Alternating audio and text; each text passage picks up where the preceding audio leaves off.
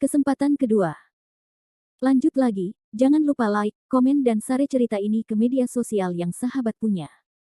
Terima kasih. Bab 316-320 tahap pemilihan lagu.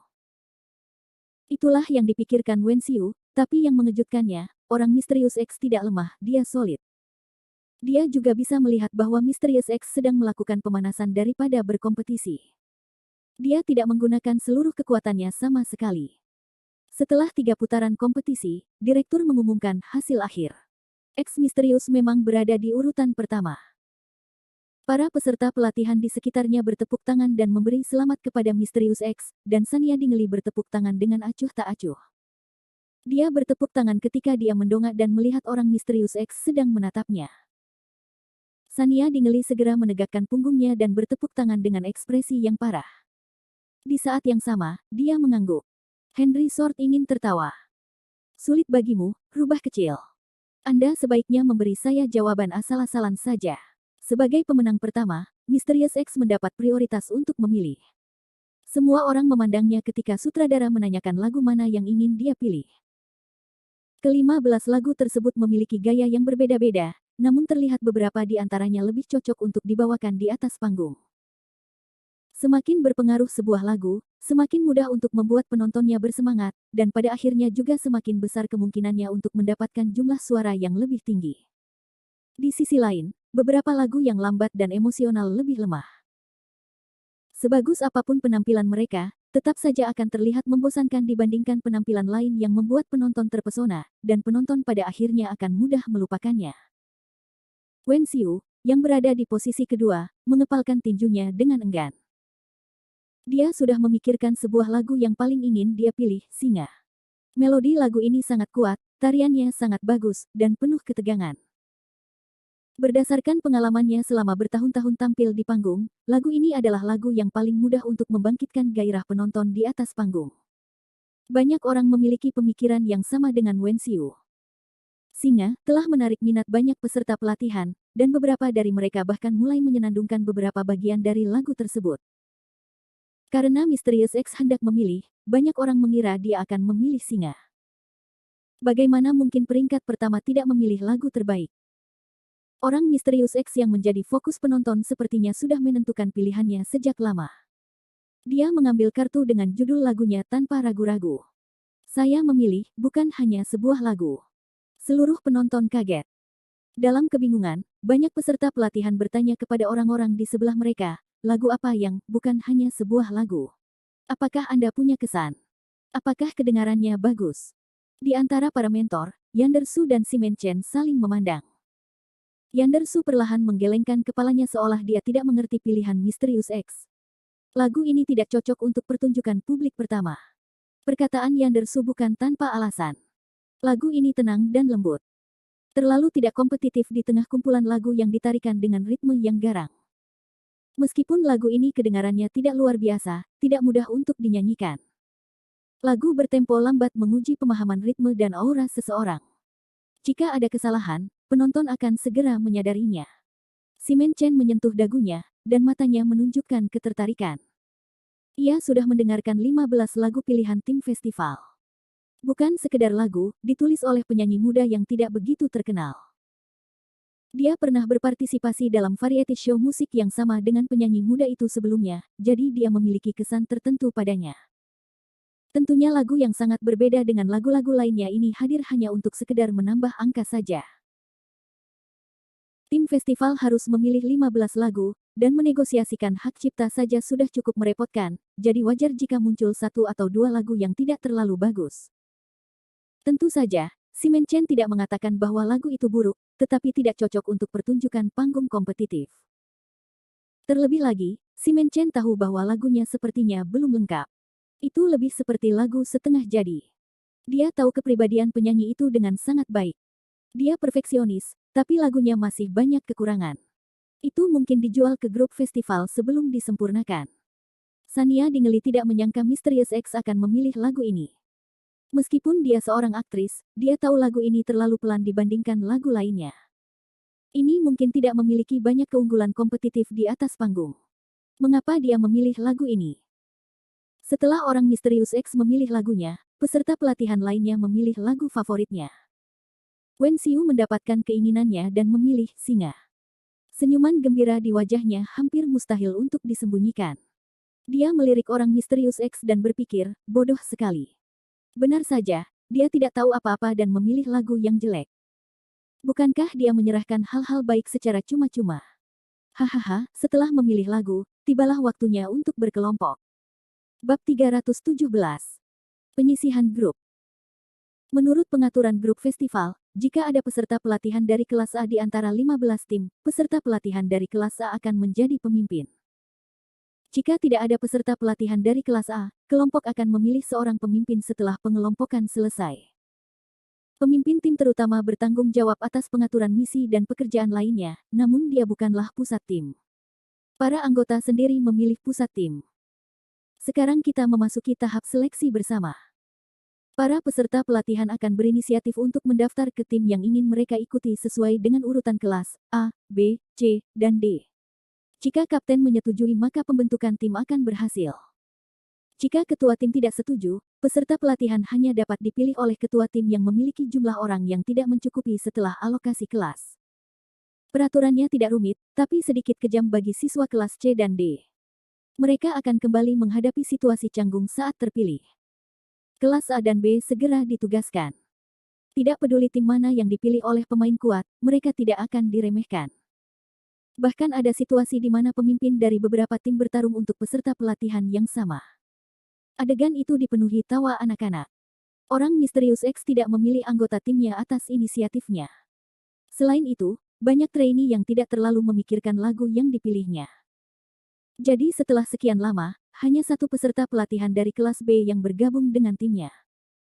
Peserta pelatihan ini berasal dari tim pertarungan Sania Dingeli dan anggota tim X Pria Misteri. Tim lain hampir selesai, tetapi tim Misterius X hanya terdiri dari 2 orang, yang tampaknya agak suram. Namun, orang Misterius X sepertinya tidak terburu-buru. Seolah-olah dia tidak peduli bahwa orang yang ditugaskan di timnya kemungkinan besar adalah peserta pelatihan dari kelas D. Saat mereka ditugaskan di kelas C, suasananya jauh lebih tegang. Ketua tim ibarat ibu rumah tangga yang pergi ke pasar untuk memetik kubis. Mereka dengan hati-hati memilih anggota kelas C yang memiliki kekuatan yang layak dan dengan kejam menolak banyak peserta pelatihan yang mengambil inisiatif untuk bersikap ramah. Prosesnya sedikit canggung dan kejam, dan Sania Dingeli tidak tega melihatnya. Inilah realitas dari program ini. Itu tidak akan menghiasi persaingan brutal di industri, juga tidak akan selalu berusaha menjaga perdamaian di antara para peserta pelatihan. Bahkan berinisiatif menetapkan berbagai tugas untuk menekankan hal-hal yang realistis dan kejam. Di sini, banyak peserta pelatihan yang tidak bersalah tumbuh dengan cepat. Semua orang memahami bahwa industri hiburan adalah tempat di mana seseorang dapat menghasilkan 1 juta sehari, namun tidak semua orang dapat mencapai puncak piramida. Semakin banyak manfaatnya, semakin banyak persaingan yang ada. Semakin mempesona pemenangnya, semakin menyedihkan pula pihak yang kalah. Setelah peserta pelatihan kelas C dibagi menjadi beberapa kelompok, giliran kelas D. Suasana di tempat kejadian mencapai titik yang sangat canggung. Jika peserta pelatihan di kelas C memberikan keinginan kepada kapten untuk memilih, maka peserta pelatihan di kelas D bahkan hampir tidak mau melihat mereka, apalagi memilih. Untungnya banyak tim yang sudah penuh. Hanya beberapa tim yang masih kekurangan anggota. Di antara mereka, tim Misterius X adalah yang paling kekurangan anggota. Wen Xiu menyombongkan diri atas kemalangan orang Misterius X dan berpikir, siapa yang menyuruhmu memilih lagu itu? Sekarang, Anda hanya dapat memilih sekumpulan sampah untuk bergabung dengan tim Anda. Mari kita lihat apa yang Anda harus bersaing dengan saya pada penampilan publik pertama Anda. Mungkin hari di mana kamu tampil akan menjadi hari di mana kamu tersingkir. Misterius X melihat peserta pelatihan yang tersisa di kelas D dan memilih beberapa dari mereka. Karena orang-orang ini adalah peserta pelatihan dari kelas D, ketua tim lainnya tidak berniat merebut mereka darinya. Setelah Misterius X memilih anggota timnya, semua orang secara acak memilih beberapa peserta pelatihan dari kelas D untuk bergabung dengan tim. Dengan itu, pengelompokan selesai. Sania Dingeli memandangi anggota tim Misterius X dan terkejut saat mengetahui bahwa orang-orang di timnya semuanya adalah anggota tim aslinya. 3 dari mereka berasal dari kelas D, 1 dari kelas C, dan 1 dari kelas B. Tak perlu dikatakan lagi, ketiga anggota kelas D mungkin diambil oleh Misterius X karena persahabatan mereka dengan tim. Anggota kelas B dan C punya pilihan, tapi mereka tetap memilih Misterius X, meski dia telah memilih lagu yang tidak membuat siapapun optimis. Apa ini tadi? Apakah dia dilahirkan untuk menjadi seorang pemimpin?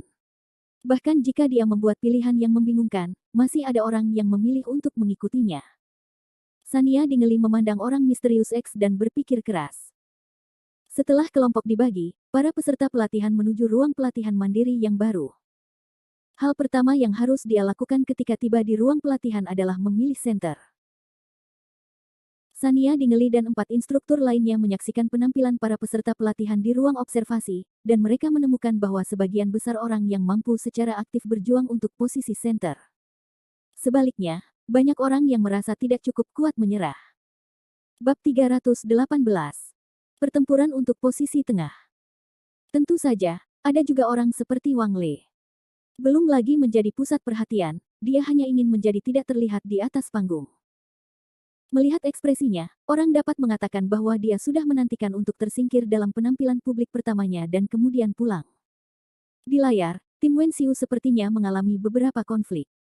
Wenxiu dan anggota kelas B lainnya berjuang untuk posisi tengah. Anggota lain mungkin merasa bahwa mereka tidak sekuat mereka berdua, jadi mereka menyerah dan mencari solusi. Wenxiu dan peserta pelatihan masing-masing akan menari, dan kemudian mereka akan memilih. Setelah Wenxiu dan peserta pelatihan itu menyelesaikan penampilan mereka, lebih dari separuh anggota tim memilih peserta pelatihan dari kelas B. Wenxiu memandang yang lain dengan tidak percaya. Bagaimana cara kalian memilih? Aku tidak bisa menari sebaik dia. Wenxiu segera mengerti tanpa menunggu beberapa orang berbicara. Dia menatap yang lain dengan murung, aku tahu, kalian semua dari tim pertempuran Yolanda Li, jadi kalian sengaja mengucilkanku, bukan? Baiklah, kelompok kecil, ya. Masih ada kamera di sampingnya sehingga Wenxiu tidak bisa berdebat dengan para peserta pelatihan. Dia memandang mereka dengan tatapan dingin, lalu berbalik dan pergi. Setelah Wenxiu pergi, salah satu peserta pelatihan di tim berkata tanpa daya, apa yang membuat kamu marah? Meskipun kekuatannya secara keseluruhan ekstrim, kendalinya terhadap tarian eksplosif ini tidak sebaik Jin Cheng. Jin Cheng adalah juara kompetisi tari jalanan nasional. Peserta pelatihan kelas B bernama Jin Cheng menghela nafas tak berdaya. Meskipun dia tidak ingin memperburuk keadaan dengan Wenxiu, dia tidak ingin melepaskan posisi sentral yang telah dia perjuangkan. Dia mengerutkan alisnya dan berkata, awalnya, dia menyetujui pemungutan suara. Pada akhirnya, dia tidak berada di tengah-tengah pemungutan suara. Dia tidak senang. Kenapa dia begitu pemarah? Bahkan jika tim lain tidak memilih posisi tengah, mereka tidak akan memberikan sikap yang sama kepada tim lain seperti Wenxiu. Setelah peninjauan instruktur di ruang observasi selesai, Sania Dingeli menemui sutradara dan bertanya dengan suara rendah, Direktur, akankah tim festival menghentikan adegan di mana Wenxiu dan anggota tim berdebat? Meskipun Hudson Yin telah berjanji padanya bahwa program ini tidak akan diedit secara jahat, bukan berarti beberapa adegan tidak dapat dipotong. Direktur berada dalam posisi yang sulit. Dia memandang Sania Dingeli dan ragu-ragu sebelum berkata, Mes. Ding, saya tahu Anda tidak ingin peserta pelatihan di tim Anda memiliki adegan yang buruk, tetapi jika Anda bersikeras pada permintaan ini, saya akan meminta editor untuk menghentikan bagian ini nanti. Tidak. Sania Dingeli segera berkata, tolong jangan hentikan. Fokus utama acara kami adalah kebenaran. Tidak ada alasan untuk mempertahankan adegan di mana peserta lain tidak tampil dengan baik dan menghilangkan adegan yang akan mempengaruhi Wenxiu. Ikuti saja aturannya, saya tidak akan ikut campur. Direktur tertegun dan memandang Sania Dingeli dengan heran. Baiklah, saya mengerti. Nona Ding, Anda berpikiran luas. Saya pikir Anda akan membela peserta pelatihan tim Anda. Karena Wenxiu adalah peserta pelatihan yang sangat kuat di tim Sania Dingeli, sutradara tidak pernah mengira akan ada konflik pribadi antara Sania Dingeli dan Wenxiu. Selain itu, interaksi Sania Dingeli dengan Wenxiu di depan kamera juga sangat normal. Pikiran pertama sutradara adalah bahwa Sania Dingeli terlalu murah hati, tidak seperti Tirsha Chen, yang datang kepadanya sepanjang hari, memintanya untuk menambahkan lebih banyak adegan untuknya atau menghapus semua adegan pertengkaran di timnya. Sania Dingeli tidak tahu apa yang dipikirkan sutradara. Dia hanya khawatir sutradara akan menghentikan adegan Wenxiu yang membuat ulah. Ini adalah momen langka ketika Wen Xiu tidak munafik. Tentu saja, dia harus membiarkan penonton melihat sifat sejatinya. Sania Dingeli masih ingat bahwa setelah dia bertemu dengan Wen Xiu di kehidupan sebelumnya, dia membawa Wen Xiu untuk berpartisipasi dalam banyak variety show populer dan menjadikannya terkenal selangkah demi selangkah. Namun, Wen Xiu masih merupakan orang yang sangat arogan dan tidak berbudaya. Mereka berdua pernah berpartisipasi dalam variety show bertajuk Come to My House for Dinner. Acara tersebut direncanakan menampilkan selebriti di jalan yang meminta orang yang lewat untuk membawa mereka pulang untuk makan malam. Saat itu, Wen Xiu pergi bersamanya mencari orang yang lewat. Karena Sania Dingeli masih agak pemalu saat itu, dia terlalu malu untuk meminta makanan gratis dari orang yang lewat, jadi Wen Xiu menepuk dadanya dan berkata dia akan pergi. Saat itu, Wen Xiu menarik seorang pejalan kaki dan berkata dengan lugas, "Bibi, bisakah kami pergi ke rumahmu untuk makan?" Ketika Sania Dingeli mendengar ini, dia merasa sedikit tercekik. Wanita di depannya jelas berusia 30-an, bagaimana Wen Xiu bisa memanggilnya bibi? Bagi seorang gadis, ini sangat tidak sopan. Bab 319. Kenangan yang menggelikan. Seperti yang diharapkan, wanita itu langsung menolaknya. Dia bahkan memandang Wen Xiu dengan bingung. "Siapa kamu? Mengapa kamu datang ke rumahku untuk makan malam?" Wen Xiu tercengang. Pada saat itu, ia sudah memiliki lebih dari 10 juta penggemar online dan dapat dianggap sebagai bintang pria papan atas. Dia dengan percaya diri mengatakan bahwa dia akan membawa Sania Dingeli untuk menyelesaikan misi yang ditugaskan oleh grup festival, tetapi dia tidak menyangka bahwa orang yang lewat secara acak yang dia temukan tidak mengenalnya. "Kamu tidak mengenaliku." Wajah Wen Xiu langsung menjadi gelap, dan dia tampak sedikit galak. Wanita itu sedikit takut dan mundur 2 langkah. Sania Dingeli melihat kamera video tidak jauh dari situ yang merekam ekspresi dan nada bicara Wen Xiu. Dia langsung berpikir, ini sudah berakhir. Jika ini disiarkan, sikap bertanya-tanya Wen Xiu yang kasar dan sikap sombongnya yang merasa benar sendiri akan membuat penonton membencinya. Sania Dingeli buru-buru berdiri dari belakang Wen Xiu dan berkata kepada wanita itu, "Maaf, kami sedang syuting variety show. Ini misi, jadi maaf mengganggumu." Sania Dingeli.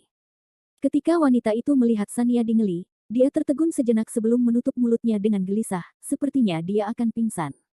"Apakah itu kamu? Apakah kamu ingin datang ke rumahku untuk makan malam? Kalau begitu aku akan menyambutmu. Apa yang Anda ingin makan? Apakah Anda terbiasa dengan makanan utara? Saya menonton drama Anda ketika saya masih di sekolah menengah. Aku tidak pernah bermimpi akan melihatmu di jalan." Melihat Sania Dingeli dan wanita itu mengobrol dengan gembira di samping, ekspresi Wen Xiu berubah menjadi lebih buruk. Suasananya suram seperti laut sebelum badai. Pada akhirnya, Sania Dingeli dan Wen Xiu menyelesaikan misi mereka dan pergi ke rumah penggemar wanita Sania Dingeli untuk makan malam mewah. Namun, Wen Xiu memasang ekspresi dingin dan tidak sabar selama proses berlangsung. Putri penggemar wanita itu ingin memberinya permen, tetapi dia dengan tidak sabar mendorong gadis kecil itu pergi sambil menamparnya. Gadis kecil itu hampir jatuh ke tanah saat itu. Sania Dingeli buru-buru membujuk gadis kecil itu. Setelah membujuk gadis kecil itu, dia menoleh dan melihat bahwa Wen Xiu sedang menatapnya dan keluarga penggemar wanita itu dengan tatapan dingin. Setelah rekaman pertunjukan berakhir, Sania Dingeli segera mendatangi tim festival dan mengundang mereka untuk makan. Dia juga meminta mereka untuk menghapus ekspresi tidak menyenangkan Wen Xiu dari episode ini. Bagi sutradara dan produser, sifat buruk Wen Xiu justru bisa menimbulkan respon dan perbincangan penonton.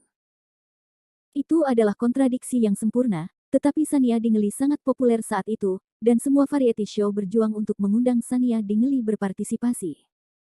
Mereka tidak ingin berkonflik dengan Sania Dingeli, jadi mereka dengan enggan menyetujuinya.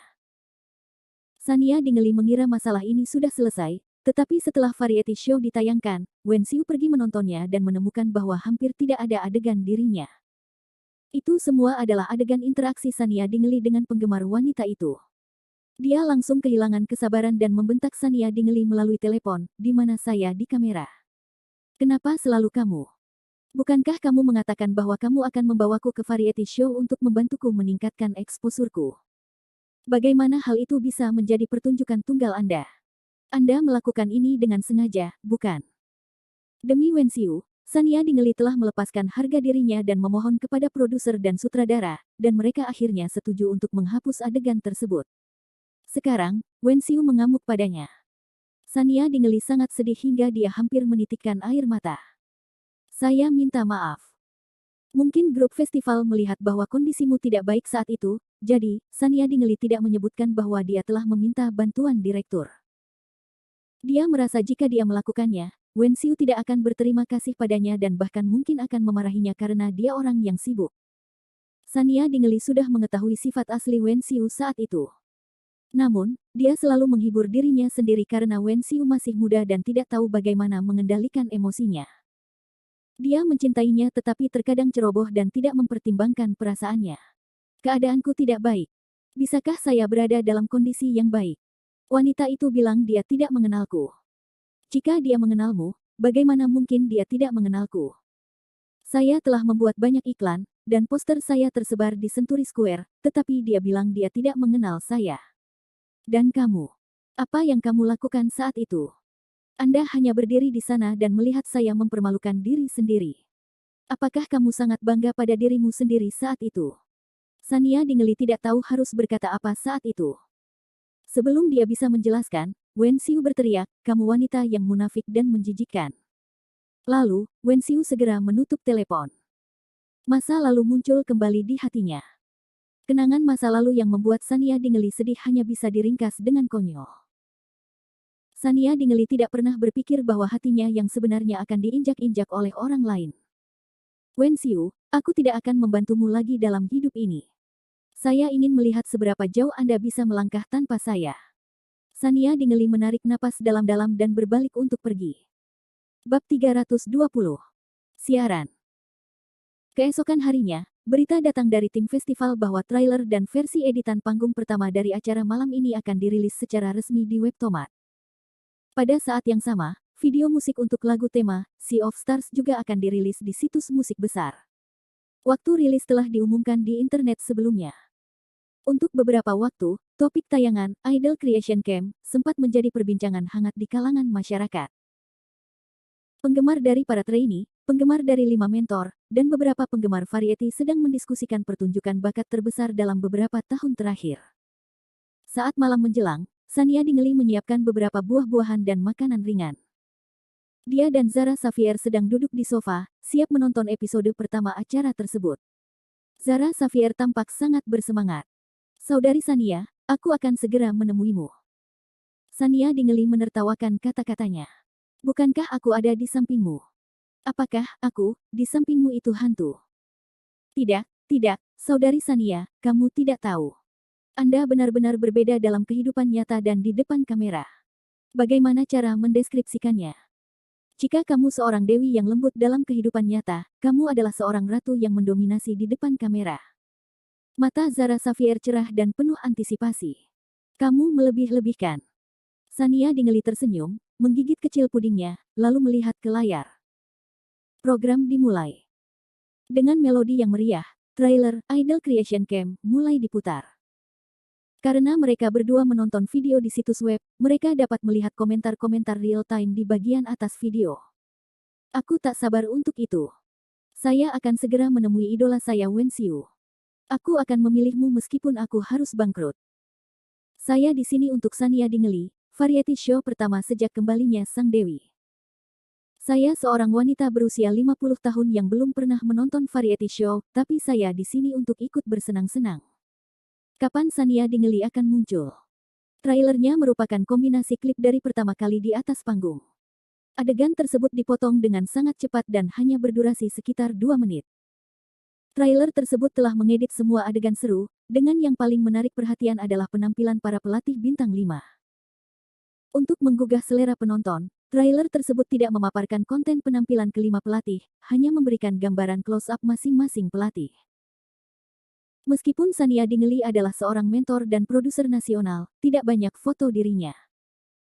Kamera berkedip, dan profil samping Sania Dingeli yang sempurna muncul di layar. Lampu panggung menyinari wajahnya, dan seluruh tubuhnya begitu putih hingga tampak bersinar. Lehernya yang ramping seperti angsa tampak anggun dan mulia. Setelah trailer selesai diputar, Zara Xavier sangat tidak puas. Mengapa adegannya begitu banyak? Itu bahkan tidak menunjukkan kecantikanmu yang tak tertandingi, saudari Sania.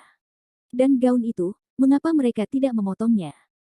Sania Dingley tidak peduli sama sekali dan dengan sabar menghibur Zara Xavier. Trailernya masih perlu menampilkan lebih dari 100 peserta pelatihan. Ini tidak bisa menjadi pertunjukan pribadi untuk instruktur, bukan? Menurutku cara ini cukup bagus. Zara Xavier mengertakkan giginya. Ia semakin merasa tertekan saat melihat para penggemar Tirsha Chen memuji gaun Tirsha Chen. Tirsha Chen kami adalah seorang putri kecil. Pakaiannya terlalu menakjubkan. Sangat indah hingga menyentuh hatiku. Menurut saya Tirsha Chen lebih cocok menjadi produser nasional. Dia cantik dan cakap. Saya tidak tahu apa yang dipikirkan tim produksi. Tidak apa-apa jika mereka menemukan orang luar untuk menjadi mentor mereka, tapi mereka malah menjadikannya produser nasional. Hei, menurutku ada cerita di dalamnya. Ada rumor bahwa Sania Dingley menjadi sugar daddy. Mungkin itu benar. Zara Xavier geram mendengar komentar fans Tirsha Chen yang memfitnah dan mengejek Sania Dingley. Kenapa fans Tirsha Chen sama menyebalkannya dengan kecoa? Apakah mereka akan mati jika tidak memfitnah Sania Dingley ketika mereka memuji Tirsha Chen?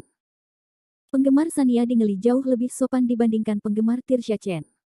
Mereka hanya akan memuji Sania Dingley ketika dia muncul di layar dan tidak menyebut namanya di kamera pelatih lain.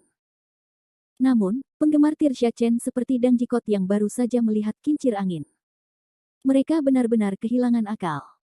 Mereka terus mengirim spam komentar sepanjang trailer, berharap seluruh layar dipenuhi dengan komentar tentang Tirsha Chen. Sania Dingley tahu kalau fans Tirsha Chen memang sangat agresif. Tirsha Chen tidak terlalu mengontrol penggemarnya dalam beberapa tahun terakhir. Sebaliknya, dia mendorong mereka untuk terus meningkatkan kekuatan bertarung mereka. Selebriti wanita lainnya tahu betapa menakutkannya penggemar Tirsha Chen ketika mereka menjadi gila. Mereka jarang bentrok dengan Tirsha Chen bahkan menghindari penggemarnya.